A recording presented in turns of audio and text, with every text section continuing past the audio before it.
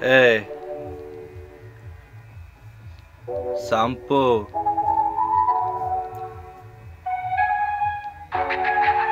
Príbeh čo príbeh. Teraz ti tu vysvetlím tých riadkoch, ako sa ten príbeh začal.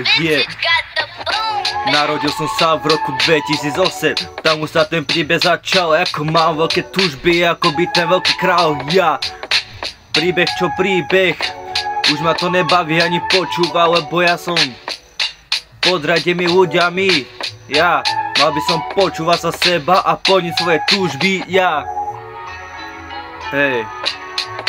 Príbeh čo príbeh, už ma to nepočúva ani baví, ani ma to nebaví počúvať dookola, hokola. Ja. Príbeh čo príbeh, idem stále hor. Ja. Teraz som v strede života, bo vie čo sa nastane o pár rokov. Yo, Mojko, vypočuj si to v tomto tracku, tieto príbehy, ktoré ti tu ja zajebem. Príbeh čo príbeh, ja stále rastiem, ty si stále dole. Ja nemôžem za to, že ma ten rap baví. Viem, tužím byť majiteľ Kawasaki, ale niekedy sa to stane. Ej, príbeh čo príbeh, stále tu musím o ňom hovoriť, ako sa cítim, ako sa mám. O tom je rap, tam vyjadrujem svoje myšlienky, ktoré mám ja na srdci. Ja, niekto si to k srdcu zobere, ale niekto to bude mať v piči. Povie, Sampo, ty si úplne jebnutý. Príbeh čo príbeh, už ma to nebaví počúvať, ani o tom už rozprávať.